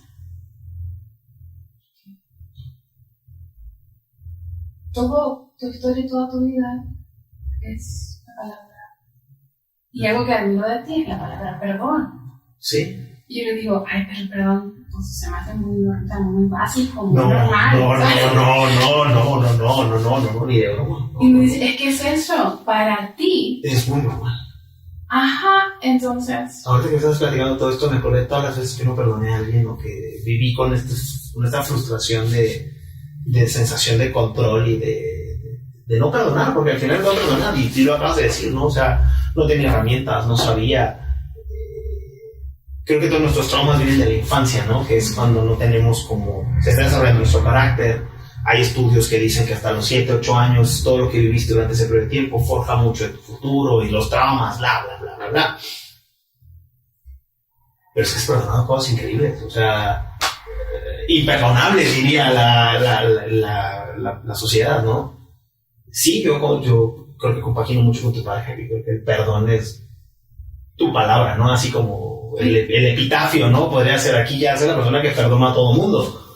Y no está mal. Y hoy en día tenemos tan mal visto el perdón en la sociedad que es como falta de carácter, como que no te quieres. Al contrario, creo que una persona que perdona es una persona que primero se ama tanto a sí mismo que dice, yo no quiero cargar con lo que tú eres, o con la mierda que tú tienes, o con lo poco que tú tienes, o con la basura que tú eres.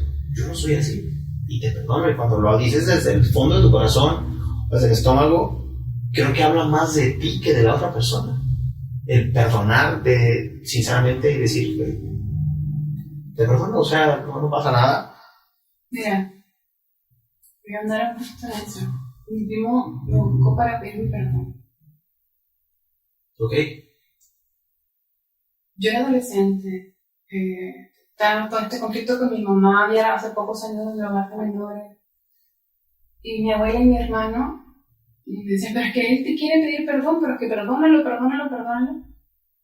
Yo todavía me estaba hiriendo físicamente. Recuerdo que me usaron como una crema para que me pusieran. Y tienes que perdonarlo, porque no puedes ser tan mala persona de no perdonar. No, mami, estoy diciendo que eres mala persona, no puede ser posible. Y yo le dije, no puedo. En este momento, ahora no puedo. No, es que ni siquiera se lo podías, no querías. Válido. Entonces, y fue muy complejo porque, ¿sabes? Yo hacía el intento de todo, pero dije, no, o sea, yo no voy a decir algo que no siento. Esa es otra premisa que tengo. No digo algo que no siento. Y no lo voy a decir. Pasó más o menos 2 años y me lo toca en la iglesia, adventista, y se acerca y me dice, es que yo necesito pedirte perdón de verdad por esto. Y en ese momento yo sentí, ok, y lo abracé, porque me nació. Yo sentí que su disculpa era real y yo me sentía preparada para decir, ok, va, todo lo que pasó, ya pasó. Creo que eres un gran ejemplo de perdón. Y hoy por hoy, la última vez que fui a Chile, yo pasé 2 años, estábamos, y tengo una hijita chiquita, estábamos todos, no, La conciencia. bueno, ya no está chiquita, está bueno. Total. Estábamos todos en la mesa y yo así de, ¿quieres palta? ¿Quieres aguacate? ¿O te alcanzo? Como normal, ¿sabes? O sea, ya fue. Es que también, yo creo que también cargar las cosas por tanto tiempo es muy malo. O sea, sí, creo que todo es un proceso. Creo que todo viene de procesar las cosas y entender las cosas. Lo que viviste fue sumamente duro, sumamente traumante. Pero yo digo, y me atrevo a decirlo desde mi postura, que lo único que fue hacer fue prepararte para lo que ibas a vivir. Sí. Correcto. Por eso te digo, yo lo diría diciendo. O sea, pasa esto, luego pasa esto, luego pasa esto, luego, y ahora te sientas, das terapia, pues, sin demeritarlo, ¿no? Pero ¿qué te pueden contar tan fuerte que no es lo que tú viviste como para contestar como de un terapeuta, ¿no? O sea, sin miramientos, buscando el objetivo principal, llamándole a las cosas por su nombre. Híjole, te admiro mucho la resiliencia con la que hablaste del tema, porque, y no significa que no te duela, pero a ver, no te rompiste y fuiste tan coherente para hablar del tema que te agradezco muchísimo esta confianza, el aperturarte así, porque al final esto lo van a ver no sabemos cuántas personas, te vulnera, entre comillas, pero te convierte también en un humano, en una persona común y corriente. Te repito, te agradezco muchísimo el haber abierto esto. Pero Miki, antes de terminar este episodio que va a ser largo, o que está siendo muy largo, ¿qué le dirías tú a alguien que lo está viviendo para que lo deje de vivir? Y no hablo de sufrir, porque el sufrimiento sabemos que es intrínseco en una situación. Que lo deje de vivir, que pida ayuda. ¿Cómo se hace? ¿Qué se hace? Porque yo ahí soy una persona súper ignorante y no me atrevo ni siquiera a dar un consejo, ¿no? ¿Qué le aconsejarías tú? Perdónate. O sea, ahorita ya enfocando el núcleo del perdón, yo entendí que el perdón tiene 3 niveles. Primero, tener la valentía de poder perdonar a los demás, hasta el punto de poder estar comiendo con su prima en una mesa. Okay.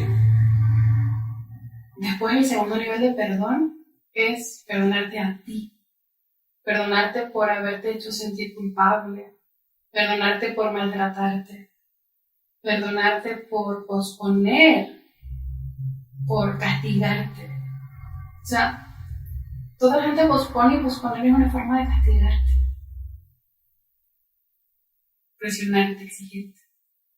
Cuando ya logras trabajar eso, el perdonarte a ti, ya puedes pedir.